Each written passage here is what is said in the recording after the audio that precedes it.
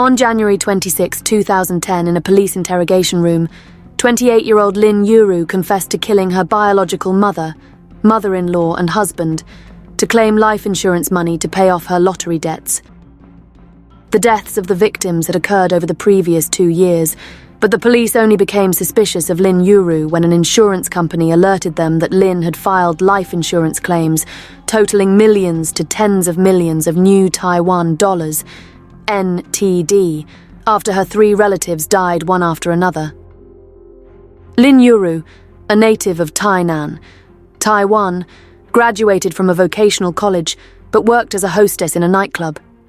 Thanks to her attractive appearance and attentive service, Lin was once the most popular hostess at the club, earning a substantial income. However, Lin became addicted to the Mark 6 lottery, burning through her earnings on this game of chance. Lin Yuru later met and fell in love with Liu Yuhang at the nightclub. Liu was a badminton player, and his family ran a wholesale tofu shop in Puli Township, Nantou County, Taiwan, and was relatively well off. After Lin became pregnant, Liu married her despite his family's objections. However, Lin couldn't give up her lottery addiction and her debts continued to pile up. She even took out high-interest loans, accumulating over 20 million new Taiwan dollars, approximately 600,000 US dollars, in debt.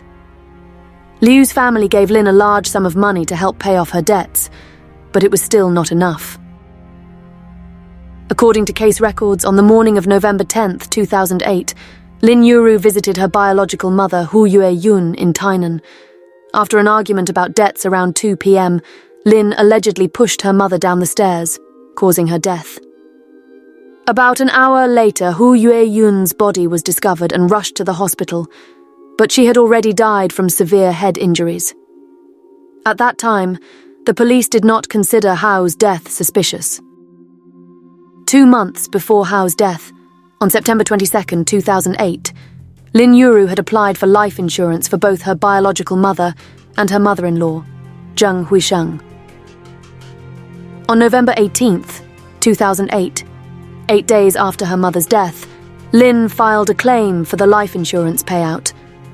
Just over a month later, a check for 5 million new Taiwan dollars, approximately 165,000 US dollars, was deposited into Lin's bank account. In May 2009, Lin searched the internet for poisoning methods and put poison into food, causing her mother-in-law to be hospitalized late at night on May 27, 2009. Lin and her husband Liu took turns staying at the hospital to care for her throughout the night. Prosecutors alleged that around 4 a.m. on May 29th, Lin added a mixture of sleeping pills, antidepressants, ethanol, methanol, and pesticides into her mother-in-law's IV bag. 2 hours later, Lin pressed the emergency button, but by the time doctors arrived, Zheng Huisheng showed no signs of life, and all attempts at resuscitation failed. About a month after her mother-in-law's death in the early hours of June 25, 2009, Lin's husband, Liu Yuhang, was rushed to the hospital showing symptoms of poisoning. Police reported that Lin accompanied her husband and added poison to his IV bag before leaving at 2:50 a.m. 40 minutes later, a nurse noticed that the IV fluid appeared cloudy and replaced the bag. Case records show that when Lin returned to the hospital around 5 a.m., a nurse questioned her. Lin explained that she had seen the IV dripping slowly and made an adjustment.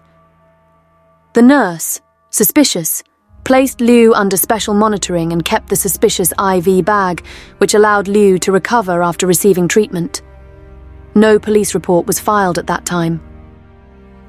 On the morning of July 17, 2009, Liu was again admitted to the hospital for acute gastroenteritis. 2 days later, Lin arranged for her husband to be moved to a private room. That afternoon, Lin mixed a homemade poison and injected it into her husband's IV bag. 6 hours later, a nurse discovered Liu's deteriorating condition. He died around 2 a.m. on July 20, 2009. In the following months, Lin Yuru allegedly became consumed with gambling, betting up to 1.8 million new Taiwan dollars, approximately 60,000 US dollars, on the Mark 6 lottery. By December 2009, an insurance claims adjuster noticed the consecutive deaths of Lin's relatives, became suspicious and reported the matter to the police. The police then obtained a warrant to search Lin Yuru's home and found various substances similar to those they believed were used in the murders. Lin Yuru was immediately arrested. The police also discovered that Lin had purchased insurance policies for her aunt and her 7-year-old son, raising suspicions that she intended to kill them. News of Lin's arrest and the story of a woman who brutally murdered 3 family members, including her biological mother, to claim life insurance and cover her massive gambling debts, spread rapidly across the media. The case shocked society, and Lin Yuru was labelled as the Black Widow and the terrifying daughter-in-law. Lin initially confessed to killing the 3 victims, but later retracted her confession at the first court hearing. She claimed that the police had threatened to implicate her sister in the crimes if she did not confess. Lin also stated that the debt was shared by both her and her husband, and that Liu had provided her with a liquid substance and instructed her to add it to her mother-in-law's IV bag. Lin only admitted to killing her husband, following the evidence that revealed her attempt to inject poison, which was discovered by the nurse. Despite Lin retracting her confession, prosecutors primarily relied on her initial admission of guilt, as there was no physical evidence for the first 2 murders. Autopsies were never conducted on Lin's mother or mother-in-law. The insurance company had investigated the death of Lin's mother and concluded it was accidental before paying the 5 million new Taiwan dollar life insurance claim. Meanwhile, Lin's mother-in-law's death was listed as a heart attack on the hospital's death certificate. Lin Yuru's defense attorney argued that the prosecution's evidence was too weak to convict her of murdering 3 people.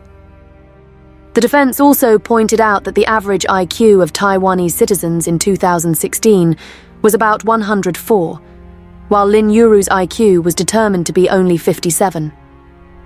According to the classification system used by the American Psychiatric Association in 2013, Lin was considered mildly intellectually disabled.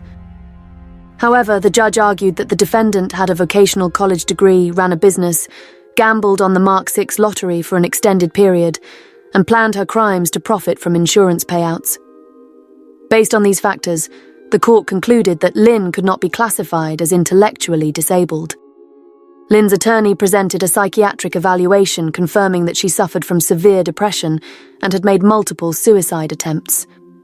In her background report, Lin claimed that she was frequently abused by her husband and that her mother-in-law was also beaten by her father-in-law. The 2 women reportedly went to the doctor together multiple times to get bandaged and obtain painkillers. As a result, Lin became addicted to painkillers, sleeping pills, and other anti-anxiety medications. According to Lin, her entire in-law family was addicted to the Mark 6 lottery. The defense team attempted to call the family doctor, who had treated Lin and her mother-in-law as a witness, but the court rejected this request. On May 20th, 2011, Lin Yuru was sentenced to life imprisonment for killing her mother and mother-in-law and received the death penalty for killing her husband. After Lin appealed in February 2012, the High Court reduced her death sentence to life imprisonment. On June 7th, 2012, the Supreme Court reviewed the case and reinstated Lin Yuru's death sentence on September 12th. The death penalty was confirmed by the Supreme Court on June 14th, 2013. Lin Yuru remains on death row awaiting execution. Lin Yuru's son was adopted by a foreign couple and currently lives abroad. What do you think about today's case? Please leave your comments below so we can discuss it together. Don't forget to support us with a like and subscribe to the channel to motivate our team to bring more dramatic cases. And that concludes today's case. Thank you, dear viewers, for watching. Goodbye, and see you next time.